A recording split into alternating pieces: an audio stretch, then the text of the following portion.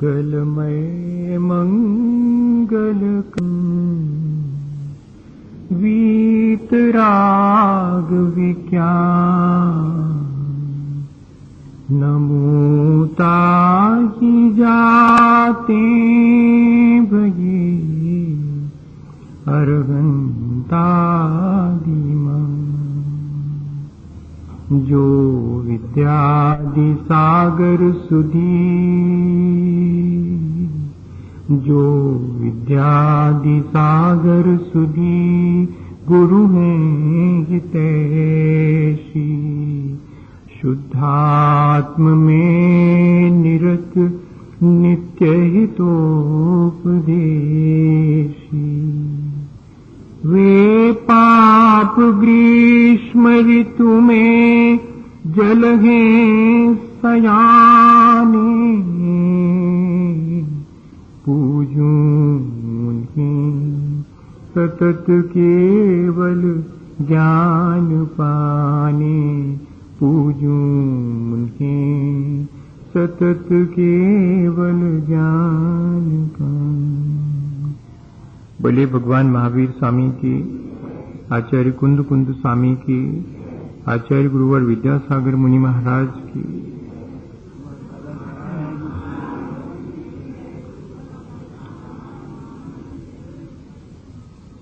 हम सभी लोगों ने पिछले दिनों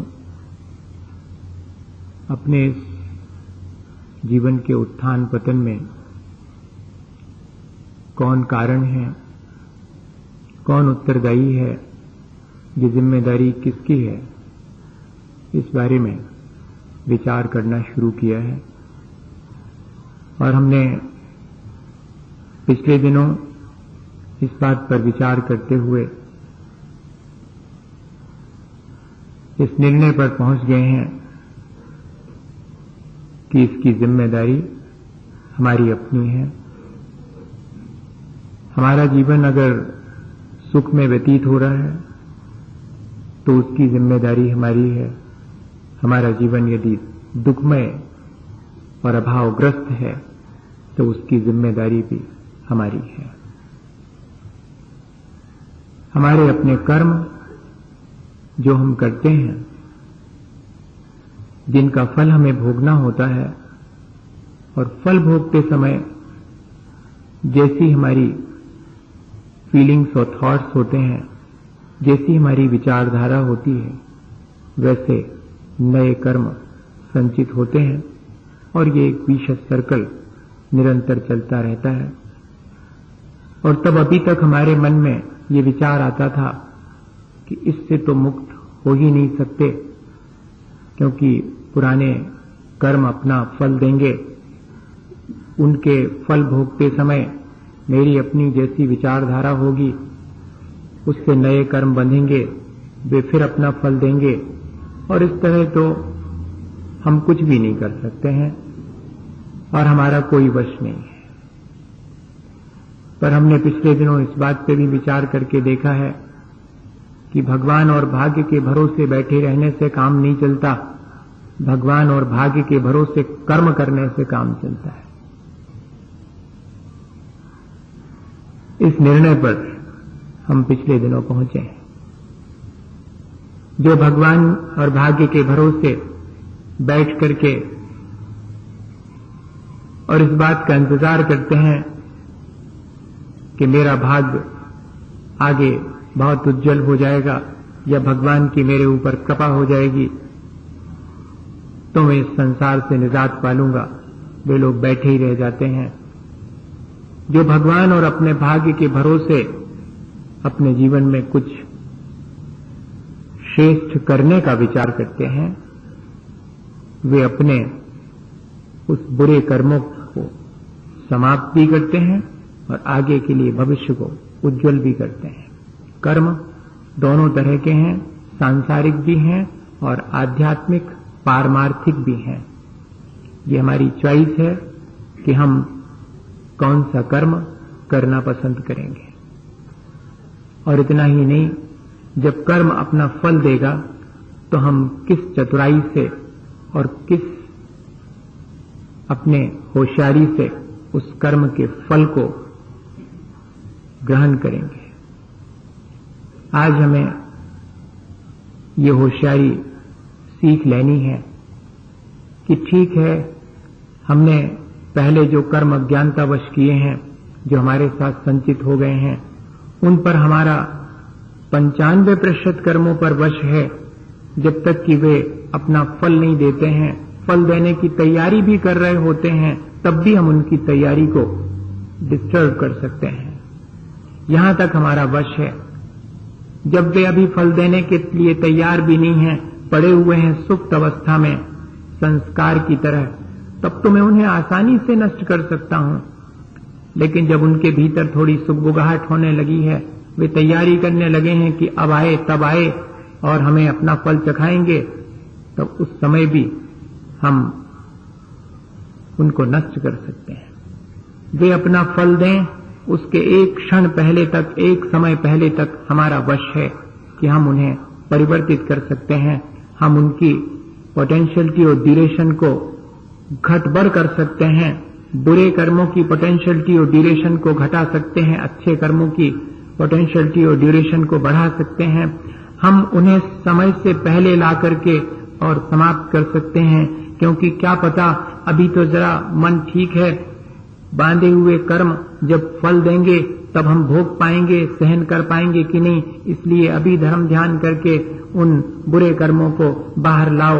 और देखने में आता है कि जो जितना ज्यादा धर्म ध्यान करता है, उसके जीवन में उतनी ही विपत्तियां एक के बाद एक आती दिखाई पड़ती हैं। वो क्या चीज है? वो मेरे अपने धर्म ध्यान की वजह से बाद में आने वाले कर्म जो खोटे उदय में थे, वे अभी आकर के अपना फल थोड़ा बहुत दे करके और डिस्ट्रॉय हो रहे हैं। ये प्रक्रिया भी छोटी मोटी प्रक्रिया नहीं है। इस प्रक्रिया का लाभ लेकर के मैं अपने संचित कर्मों के कोटे में से बहुत कुछ नष्ट कर सकता हूं। ऐसा पुरुषार्थ मेरे भीतर जागृत करने के लिए, और कल अपन ने विचार किया था,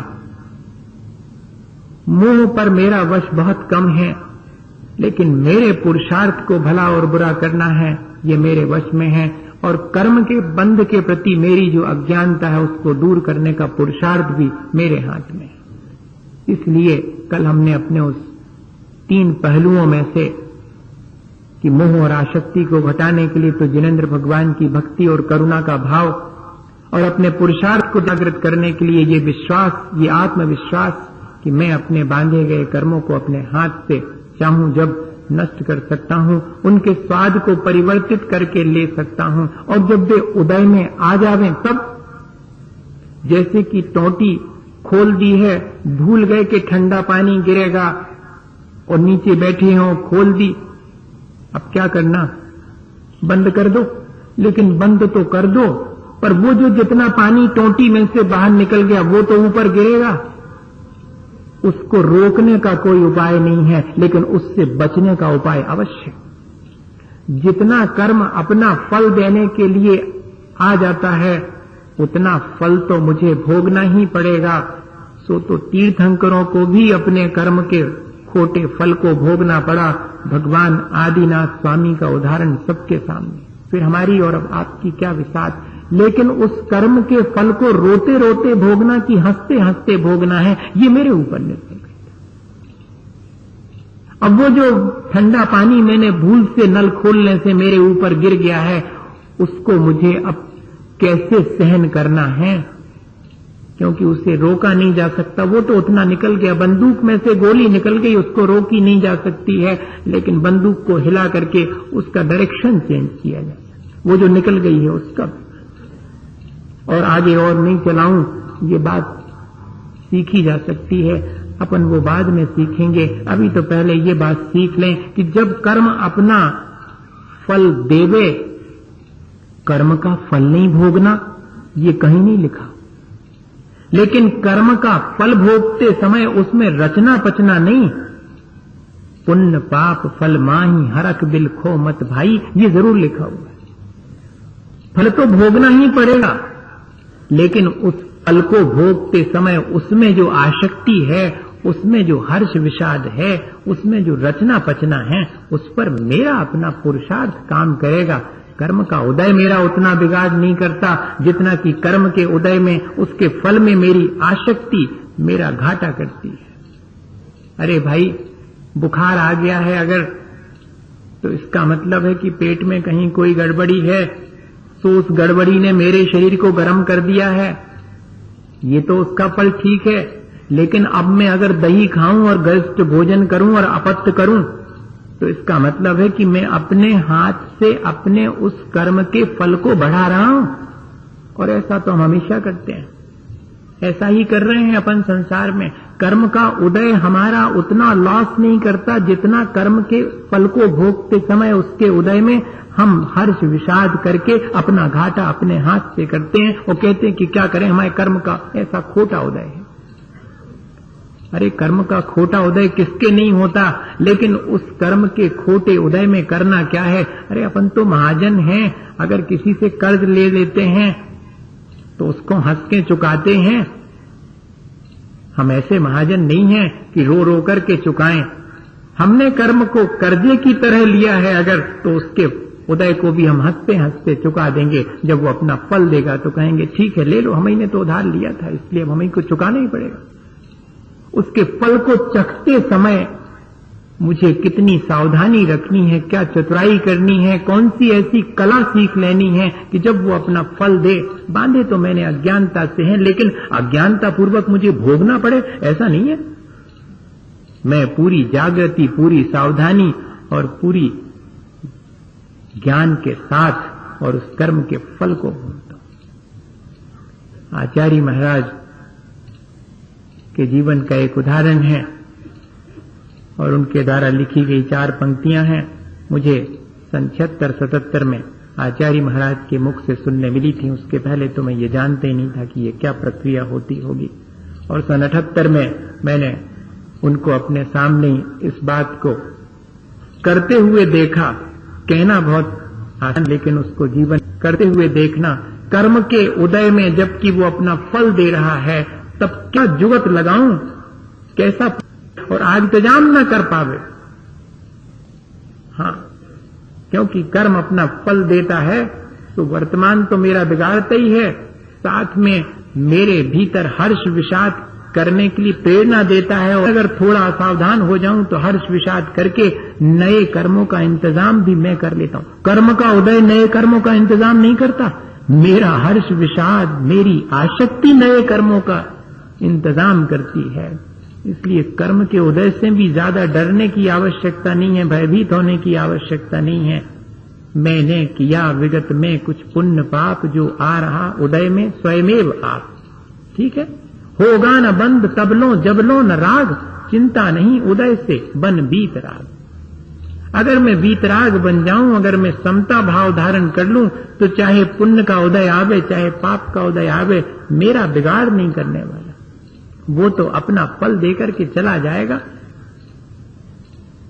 वो तो स्वयं ही मरण की तरफ है, अपना फल दिया और मर जाएगा वो तो, फिर मेरा क्या बिगाड़ करने।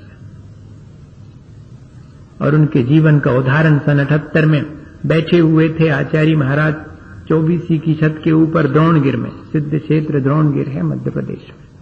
वहां बैठे हैं, गजरत का बड़ा भारी प्रोग्राम है और साहू अशोक जी आए हैं और आचार्य श्री के चरणों में 2 बार चक्कर लगा के आ गए हैं कि जरा तो मुकातिफ हो, हमारी तरफ देख तो लेवें। लेकिन बेकाय को वे तो अपने काम में लगे हैं और देख ही नहीं रहे हैं। ठीक है, आए होंगे आप, बहुत लोग आ रहे हैं जा रहे हैं, प्रणाम करके चले जा रहे हैं। तब किसी से उन्होंने सलाह ली कि क्या किया जाए। महाराज जरा सा एक नजर उठा के देख तो लेते, 2 बोल लें ये तो सौभाग्य है, लेकिन एक नजर तो उठा करके देख लें, इतना ही सौभाग्य मिल जाए, बड़ी दूर से आया हूं। तो कहने लगे कोई ज्यादा कठिन काम नहीं है, आप जाकर के चरणों में बैठो और कहो कि भगवान अपने जीवन के कल्याण के लिए कुछ त्याग करना चाहता हूं, फिर देख लो आप, उपाय है ये। और उन्होंने वही किया, जाकर के आचार्य महाराज के चरणों में बैठ गए। जिसकी जितनी अपेक्षा संसार से मिलती है उसको उतनी ज्यादा उपेक्षा, और जिसकी नहीं है किसी से कोई अपेक्षा देख लो आप, संसार में आसानी से जीवन जीता है। बैठ गए हैं, भगवान मेरे कल्याण के लिए मैं कुछ त्याग इत्यादि लेना चाहता हूं, ठीक है। दृष्टि उठा करके देखा कि कौन है जो कि त्याग लेना चाह रहा है, तो फौरन प्रणाम करके कहा कि महाराज रात्रि भोजन इत्यादि का त्याग करने का मन है और ऐसा ऐसा है, कोई समय निर्धारित कर देवें तो उसके बाद नहीं लेऊं, ऐसा नियम ले लूं। लेकिन महाराज ये तो ठीक है, पर एक बात आपसे पूछनी है। अब तो मौका मिल गया, अब तो नियम ले ही लूंगा, मैं बाद में ले लूंगा, लेकिन जरा एक बात तो, क्योंकि ऐसा ना हो कि आप नियम दे करके कहें कि चलो बस हो गया, इसलिए नियम तो लेऊंगा मैं, पर जरा एक प्रश्न पूछ लूं, उसके बाद उपाय करना पड़ता है। तो क्या प्रश्न है, पूछो। महाराज इतनी भीड़ है, इतने लोग आ रहे हैं जा रहे हैं, आप छत पर बैठे और अपने लेखन में लगे हुए हैं, आपको किसी से कोई मुश्किल नहीं होती, आपको कोई बाधा नहीं पहुंचती? तो आचार्य तो ऐसे ही जवाब देते हैं, आप गाड़ी चलाते हैं कि नहीं? चलाते हैं महाराज, गाड़ी तो हम चलाते हैं। अच्छा, जब गाड़ी ढलान पर आ जाती है, बड़ी लंबी ढलान है, तब आप क्या करते हैं? कहते महाराज पेट्रोल बचाने के लिए न्यूट्रल में डाल लेते हैं। बस बोले जैसे आप गाड़ी ढलान पे आने पर न्यूट्रल में डाल लेते हैं, ऐसे ही ज्यादा भीड़ भाड़ होने पर हमें अपना काम करना रहता तो हम अपनी गाड़ी न्यूट्रल में डाल देते, फिर हमारे ऊपर कोई इफेक्ट नहीं। ये बहुत बड़ा मैसेज है कि कर्म जब अपना फल देने को आ जावे, उनका उदय आ जावे, तब मेरा अपना परिणाम समता का रहे तो आकर के चले जाएंगे। मेरा उतना बिगाड़, उतनी क्षति नहीं कर पाएंगे जितनी कि वे मेरे भीतर हर्ष विषाद पैदा करके और करते हैं। हम स्वयं उस हर्ष विषाद में शामिल हो जाते हैं। असाता का, जब साता का उदय आता है तो मुझे सुख सामग्री मिलती है और उस साता के उदय में मैं ऐसा मदोन्मत्त हो जाता हूं कि मनुष्यता भूल जाता हूं, पशुता पर उतर आता हूं। उस साता के उदय में मैं किसी का ख्याल नहीं करता हूं, मैं तो अपनी सुख सुविधाओं की लंबी दौड़ में दौड़ता चला जाता हूं और ऐसा अहंकारी होकर के अकड़ के घूमता हूं। सब जानते हैं जिनको अपने पूर्व संचित पुण्य के उदय से सुख सामग्री मिली है, वे कैसे संसार में डूबे हैं, किसी से छिपा नहीं।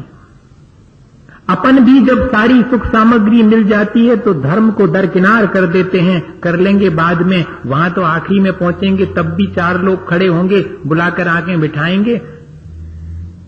हमारा अहंकार देखो, जब हमारे किसी साता कर्म का उदय आता है जिससे कि हमें सुख सुविधा की और भौतिक सुख सुविधा की सामग्री मिलती है, तो कैसे अहंकारी हो जाते हैं। यही तो कर्म के उदय में आसक्ति है और यही तो संसार बढ़ाने का काम है। कर्म के उदय ने हमारा क्या किया? कुछ नहीं किया, हमारा अपना पुरुषार्थ है। आप चाहते तो अपने उस सुख साता के समय में सारी भौतिक सामग्री को एक तरफ रख करके धर्म ध्यान कर सकते थे, लेकिन हमारी चॉइस की उस भौतिक सुख सामग्री में मदोन्मत्त होकर के घूम रहे हैं। न धर्म की चिंता है, न मनुष्यता की फिक्र है।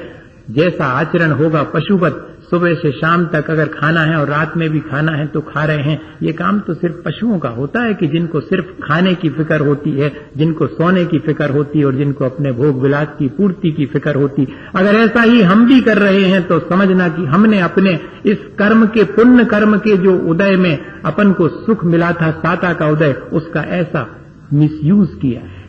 और फिर हम तैयार रहें आगे के उसके फल भोगने के लिए। फिर क्यों हम ये कहते हैं कि मेरे कर्मों के उदय ने मुझे और मुश्किल में डाल रखा है। कर्मों का उदय मुझे जितनी मुश्किल नहीं खड़ी करता, उतनी मेरे अपने कर्मों के उदय में मेरी गाफिलता, मेरी असावधानी, मेरा अपना अहंकार। और जब असाता का उदय आता है, जब असाता का उदय आता तो विचलित हो जाते हैं, अपना धैर्य खो देते हैं। जिस माध्यम से मेरे दुख दूर हो उस माध्यम को अपना लेते हैं, चाहे वो अनीति का रास्ता भी क्यों ना हो। मेरे दुख दूर करने का मिथ्या से मिथ्या उपाय मैं करता हूं। यही तो मेरे असाता के उदय को भोगने की कला मैंने नहीं सीखी है। इतना ही तो है। मेरे असाता को कैसे भोगना और मेरे साता के उदय को कैसे भोगना, दोनों को समता पूर्वक भोगना, नहीं तो संसार बढ़ेगा। इतनी चीज अगर कोई जान लेवे, इस कर्म के फल को भोगने की अगर हमारे चतुराई होवे, तो कोई वजह नहीं है कि कर्म का बंधन हमें इस संसार में रोक करके रखे। विचार करें हम इस चीज को घर जाकर के। मैं तो हमेशा देखता रहता हूं, जिनके पास किसी पूर्व पुण्य के उदय से सारी सुख सुविधाएं हैं, उनको वर्तमान में मनुष्यता से नीचे गिरते और धर्म से विमुख होते देख लें आप। व्यसनों से युक्त होते देख सकते हैं आप अपने साता के उदय में। सत्ता और ऐश्वर्य व्यक्ति को जितना पतित करती है, उतनी और कोई चीज पतित नहीं करती। और ये सत्ता और ऐश्वर्य मिला कैसे? मेरे किसी पूर्व संचित पुण्य का उदय है, और उस पुण्य के उदय को मैं भुना कैसे रहा हूं, ये मेरा वर्तमान। और जब मेरे ऊपर असाता का उदय आता है, सब छोड़ देता हूं। और इतना ही नहीं, मैं अपने असाता के उदय में अपने कर्मों के फल को दूसरे पर डाल देता हूं और शिकायत करके बुराइयां मोल लेता हूं। एक नया बैर विरोध जो है अपने जीवन में वर्तमान में बना करके जीता हूं। चाहे जिसको दोषी ठहराता हूं, भोगता हूं अपने असाता का फल, और चाहे जिसको दोषी ठहराता हूं कि मेरे अभाव में ये कारण है, मेरे दुख में ये कारण है, उनसे बैर विरोध ले लेता हूं और अपना संसार बढ़ाता हूं। बताइए उस असाता के उदय ने मेरा क्या बिगाड़ किया? मैंने स्वयं अपने परिणाम बिगाड़ करके अपना बिगाड़ किया है, असाता के उदय ने उतना बिगाड़ नहीं किया। विचार करना चाहिए इस पर। कर्म हमेशा अपना फल द्रव्य, क्षेत्र, काल और भाव और भव, इन सब का ध्यान रख के देता है। कर्म भी अपना फल देते समय इन सब बातों का ध्यान रखता है। द्रव्य कैसा है, कर्म का फल वैसा ही मिलेगा। कमजोर आदमी होवे और बहुत तीव्र कर्म का उदय आवे, प्राण निकल जाएंगे। उतना ही आता जितना झेल सके। हाँ, जैसा क्षेत्र होगा वैसा मिलेगा। असाता का उदय नरक में अगर हो तो ज्यादा मिलेगा, और स्वर्ग में हो तो थोड़ा मिलके चला जाएगा। मनुष्य तो मिला जुला आएगा, सुख और दुख दोनों। असाता वही है, क्षेत्र बदल गया। काल अलग है, चौथे काल में अलग है, पंचम काल में अलग है। अगर यहां बैठे हैं तो कर्म दूसरे ढंग से फल देगा, और इस कंपाउंड से बाहर निकल जाएंगे, कर्म का फल दूसरे ढंग से मिलेगा। क्षेत्र बदल गया। मंदिर में बैठे हैं तो क्रोध का उदय अपना उतना फल नहीं दे पाएगा। मान कषाय ज्यादा नहीं घेरेगी, मेरी मायाचारी मुझे उतना परेशान नहीं करेगी। लोभ जागृत होकर के वहीं नष्ट हो जाएगा, या अपनी दिशा बदल लेगा और फिर कहेगा कि ठीक है, अब दुकान नहीं जा रहे तो चलो कोई बात नहीं, चलो धर्म ध्यान कर लेते हैं। चारों कषाएं, मेरे जो विकारी भाव हैं, मेरे भावों को बिगाड़ने वाली ये चीजें हैं, ये मेरे हाथ में है। द्रव्य, क्षेत्र, काल और भाव मेरे हाथ में नहीं है, क्योंकि मैं मनुष्य हूं तो अब मनुष्य ही हूं। मैं जितने दिन मुझे रहना है मनुष्य की तरह ही रहना है। उस पर भले ही मेरा वश हो, लेकिन नहीं वश हो, लेकिन द्रव्य, क्षेत्र, काल और भाव पर तो मेरा वश है। मैं अगर कर्मों के उदय में द्रव्य, क्षेत्र, काल और भाव, इनके परिवर्तन की चतुराई सीख जाऊं तो मैं आसानी से उसके फल को बदल सकता हूं। अब ये इतनी चीज और अपन को सीख लेनी है। द्रव्य मिला हुआ है, ये शरीर पता नहीं कौन सा पुण्य किया होगा जिससे कि मनुष्य की देह मिली। ये मेरे किसी साता का उदय है, लेकिन अब ये द्रव्य है, इसका जैसा उपयोग करना हो, इसको विषय वासना में और भौतिक सुख सुविधाओं में लगाना हो, ये लगा सकते हैं आप। द्रव्य तो मिला हुआ है। अब इसके माध्यम से हमें इसके फल को कैसे लेना है। हमको इंद्रियों की अच्छी सामर्थ्य मिली है, दूर तक साफ दिखाई पड़ता है, बिना चश्मे के देख पाते हैं। ठीक है, तो दुनिया के दोस्त देखना हो तो देख लो, और अगर भगवान के दर्शन करना हो सुबह और शाम तो वैसा कर लो। मिला तो ज्यों कहते हो, द्रव्य तो आपको मिला हुआ है, और कर्म अपना फल भी देख रहा है द्रव्य के अनुसार। क्षेत्र मिला हुआ है। आप किसी ऐसी जगह पर जाना चाहें जहां की मंदिर ना हो तो वहां भी रह सकते हैं। अपना मकान किसी ऐसी कोने कातर में किसी कॉलोनी बना लो जहां मंदिर नहीं है। झगड़ा ही खत्म कि मंदिर नहीं जाना पड़ेगा। कर रहे हैं लोग, मंदिर के निकट नहीं बनवाएंगे, मंदिर से दूर बनवाएंगे। कौन मुश्किल में पड़े, मंदिर जाने की मुश्किल में कौन पड़े। क्षेत्र, हम चाहें तो क्षेत्र ऐसा चुन सकते जिसमें हमारा धर्म ध्यान हो, और हम चाहें तो क्षेत्र ऐसा चुन सकते जिससे हमारी विषय वासना बढ़े, जिससे हमारा संसार बढ़े। क्षेत्र हमारे ऊपर निर्भर करता है चुनना कि हम कौन से क्षेत्र में। ये बात अलग है कि हम ये नहीं चुन सकते हैं कि हम इस घर में पैदा होंगे कि उस घर में पैदा होंगे, लेकिन जब हम समझदार हो जाते हैं तो अपना क्षेत्र का परिवर्तन करके अपने धर्म ध्यान के निमित्त चाहें तो बढ़ा सकते हैं और अपने कर्म के उदय को परिवर्तित कर सकते हैं। कर्म का उदय तो आएगा, लेकिन मैं क्षेत्र परिवर्तित करके उसके उदय को कन्वर्ट कर दूं और काल का परिवर्तन करके मुझे सुबह सुबह दूसरे भाव होते हैं, शाम को दूसरे भाव होते हैं, मेरा काल भी मेरे ऊपर प्रभाव डालता मेरे कर्मों का फल देने में, तो फिर मैं जरा सावधान रहूं कि इस वाले काल में मुझे गुस्सा आती है तो मुझे जरा उस वाले काल में और ऐसी जगह चले जाना चाहिए, मुझे क्षेत्र बदल देना चाहिए अपने काल को जीतने के लिए, ताकि वो समय निकल जावे तो समय निकल जाने पर फिर अपने आप परिणाम शांत हो जाते। ये अपने कर्म के उदय को द्रव्य क्षेत्र काल बदल करके बदला जा सकता है। बहुत सारे ऐसे उदाहरण हैं भैया, इन सब का सदुपयोग किया जा सकता। क्षेत्र का भी सदुपयोग करना, काल का भी सदुपयोग करना और जो शरीर मिला है, जो सामग्री मिली उसका सदुपयोग करना, ये सब कर्म के उदय में मिले हैं, लेकिन इनका क्या उपयोग करना है ये हमारे ऊपर निर्भर है। और भाव तो खोटे और भले दोनों हम जैसे चाहें वैसे। कर्म हमें बुरे भाव करने के लिए मजबूर कर सकता है, लेकिन हम करें तो आप हमें गाली दे सकते हैं, हमारे परिणाम हमें बिगाड़ना हो तो हम बिगाड़ें और नहीं बिगाड़ना हो तो आपकी गाली को कह दें कि धन्यवाद हमने लिए ही नहीं, आप ही रखो। आपका हमारे ऊपर बस इतना ही है कि आप हमारे विपरीत परिस्थितियां निर्मित कर सकते, लेकिन उन विपरीत परिस्थितियों में मुझे अपने परिणाम बिगाड़ना या नहीं बिगाड़ना ये मेरी अपनी सामर्थ्य, और ये सामर्थ्य बढ़ानी चाहिए।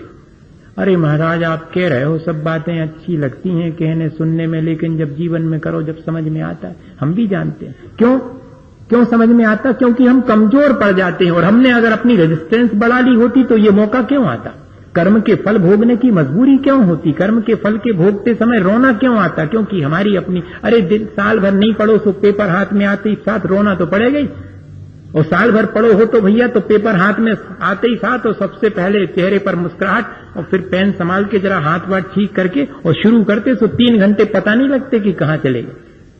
लेकिन 365 दिन की तैयारी नहीं है तो जरूर रोना पड़ेगा।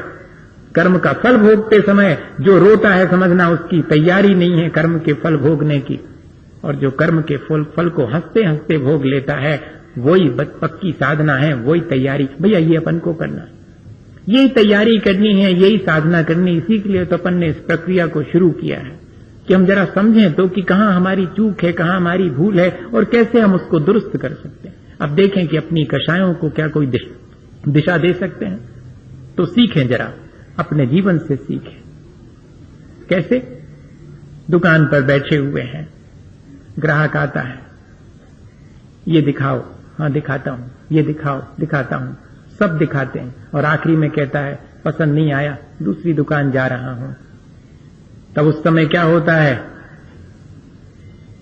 कर्म का उदय तो उस समय कौन सा आता है? उदीरना करवा लेते हैं क्रोध की, और बिल्कुल भरा हुआ है क्रोध कि 4 बातें सुनाऊं, लेकिन क्या विचार आ जाता मन में कि एक दिन अगर किसी ग्राहक से खोटे वचन बोल दूंगा तो बाकी जो ग्राहक बैठे हैं और आगे आने वाले हैं सब में घाटा लगेगा।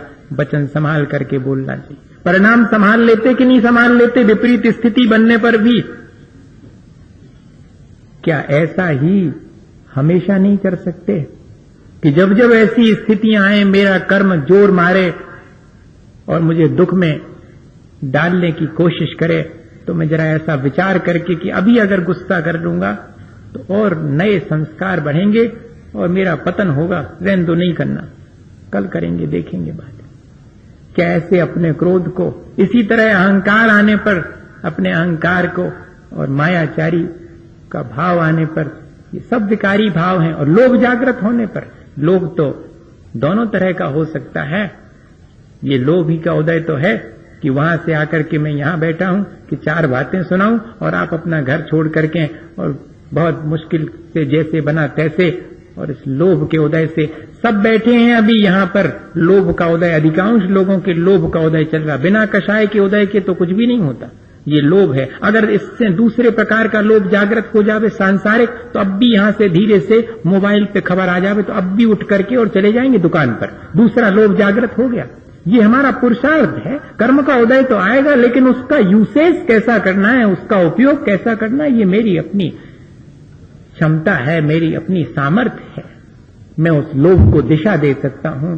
मां भी डांटती है बेटे को, और यहां तक डांटती है कि अब तो खैर स्थिति वो नहीं रही। चूल्हा कोई के घर में मुश्किल है, जलता होगा, गैस का जलता होगा, लकड़ी वाला नहीं जलता होगा। नहीं तो पहले तो खाना खाने बैठे और अपन ने ज्यादा मीन मेज करी तो उनने धीरे से मताई ने और निकारी लकड़िया के अंदर लगाए, जलती हुई लगाएगी नहीं। अगर लग जाएगी जरा सी भी कहीं तो कहो दिन भर वो उंगली मुंह में दिए बैठी रहेगी, सो तो इतना भीतर वात्सल्य है, प्रेम है। लेकिन क्षण भर को क्या करती है, क्रोध में आकर के क्यों करना पड़ रहा है?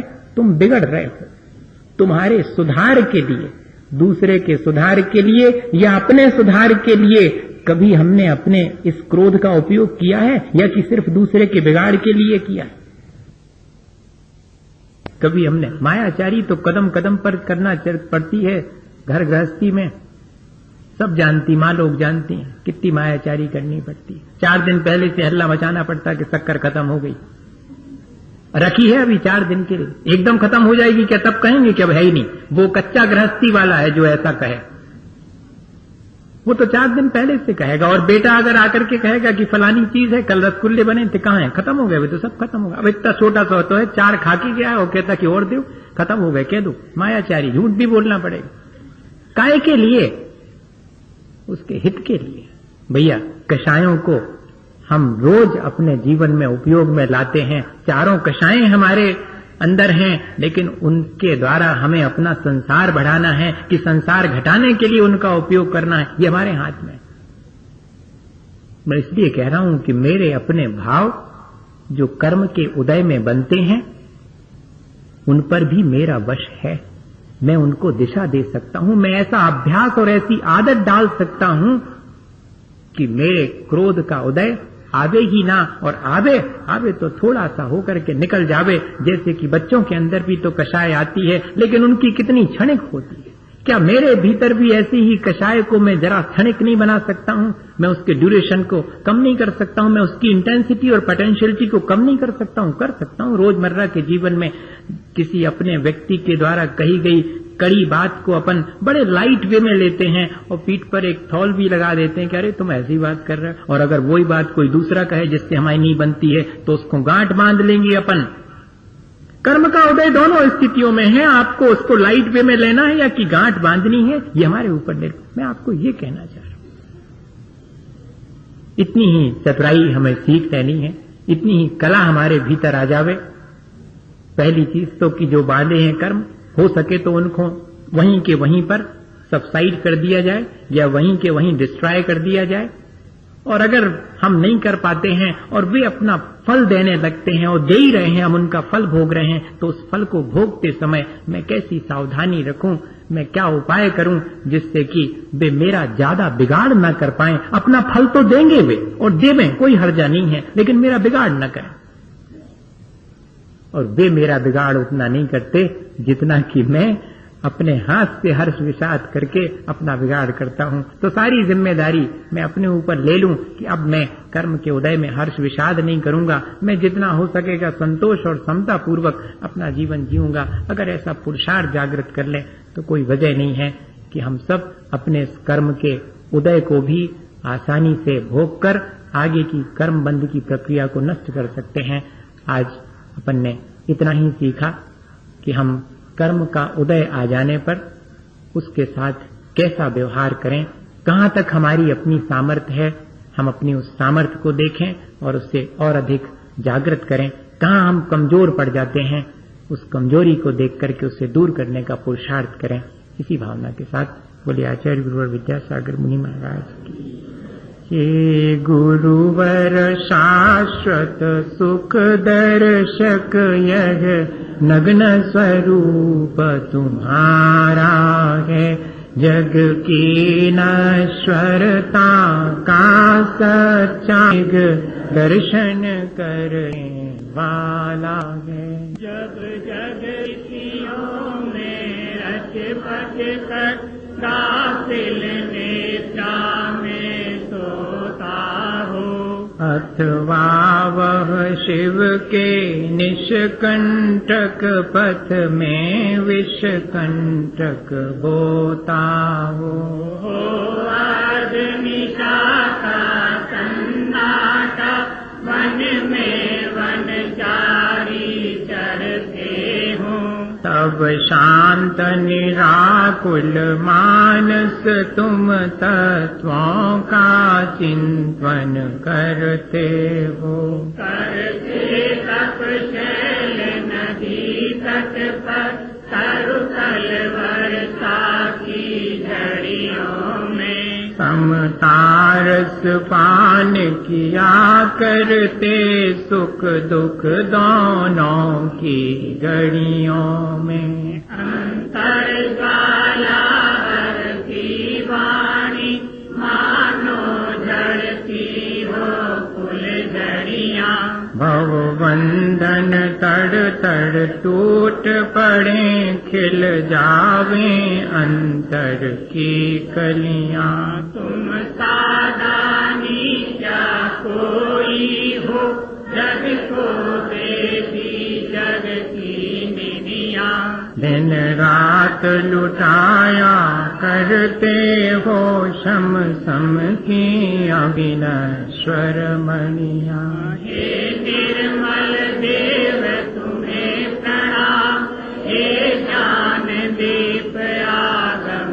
प्रणाम हे शांति त्याग के मूर्तिमान शिव पथ पंथी गुरुवर प्रणाम मिथ्यातम नाश को ज्ञान के प्रकाश को आपा भाग को अनुशिव है सहो द्रव्य जान वे